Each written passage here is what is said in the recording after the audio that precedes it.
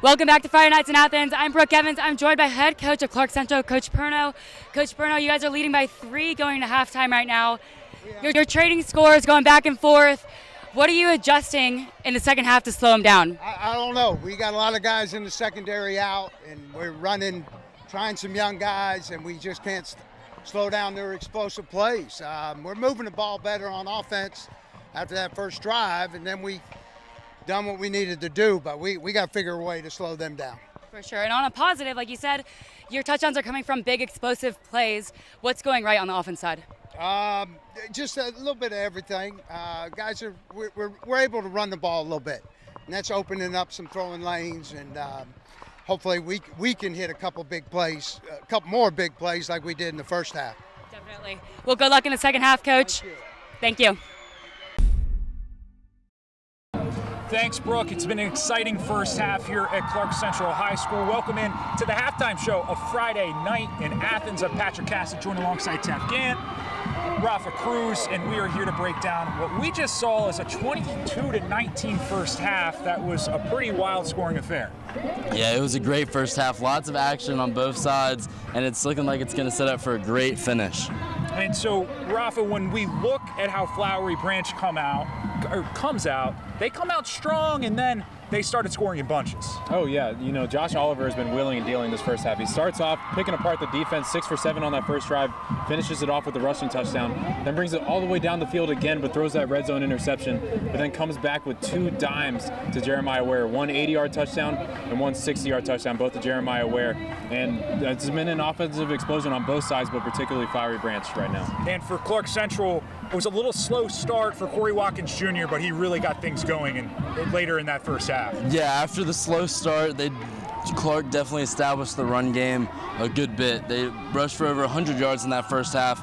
A little split backfield of Corey Watkins Jr. and Kendrick Curry. Both have a touchdown, and they're combining for over 100 yards. They're going to have to really keep that going, especially since they have a 3-point lead. If they can keep that lead, it's going to be key for them to be able to run the ball, continue to just drain clock, and that might be what it comes down to at the end of this game. And we talked about it before the broadcast, that we said that these are the only 2 teams without a region win, and they're fighting for it right now. Only a 3-point deficit, so it's going to be an amazing finish. One of these teams are going to earn their first region win of the season. Now, we expected a close game, and that's what we've gotten so far. But just when they came off the field, our own sideline reporter, Camille Stroud, was able to catch up with Flowery Branch's head coach, Jason Tester.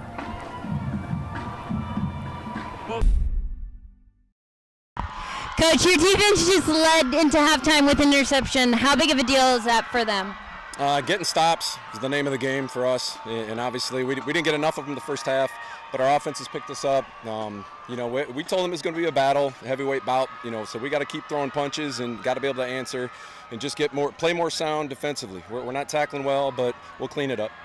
When we spoke earlier in the week, you mentioned that Clarke Central and Eastside were basically spitting images of each other. Is that still bare in the first half?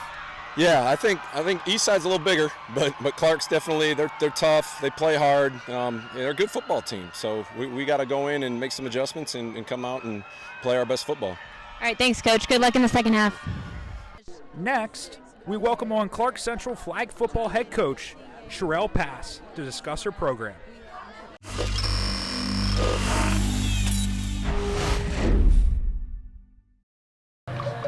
And now we welcome on to the halftime show the flag football coach Sherelle Pass. Thank you so much for coming on. Let's give the viewers a little bit more information about the program you guys are building here. So again, thank you for having me. I do appreciate it. This is Clarke Central High School's second year. Last year was our inaugural year. We finished 4-6, but this year we're anticipating 15 games and a postseason run. We have now a JV program and a varsity program, so we've grew within one season. That's awesome.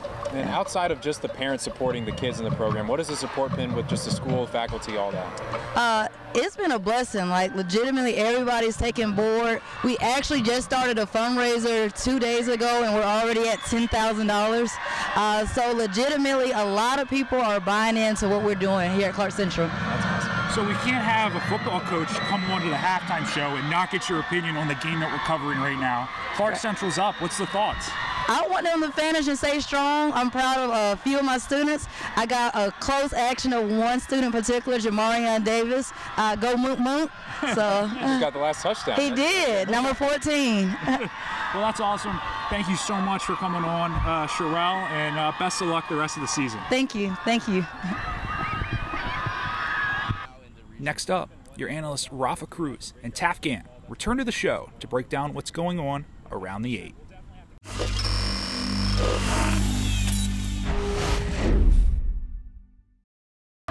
Welcome back to Friday Night in Athens, and now we're going to take a look at some of the area schools and how they're performing tonight. Let's go around the 8, Taft. Yeah, Patrick, looking at all the halftime scores from around the 8.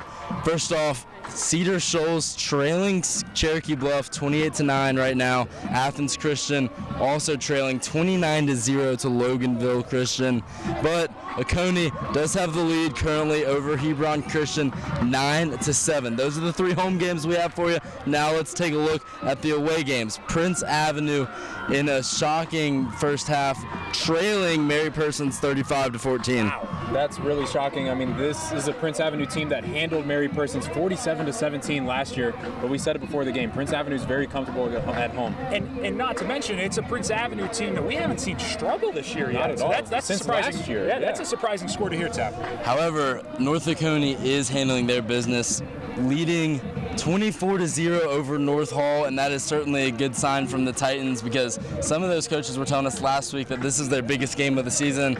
They're off to a hot start this season, and they're continuing to show their dominance now into region play. If and when they close out that victory at the Brickyard at North Hall, that's going to be an impressive win on their resume for North Oconee. 100%. We'll definitely have to keep an eye on that Prince Avenue score here in the second half, but that'll conclude the halftime show here for Friday Night in Athens. We'll send it back up to the booth with Jackson Rowland and Anna Ruth Riggins.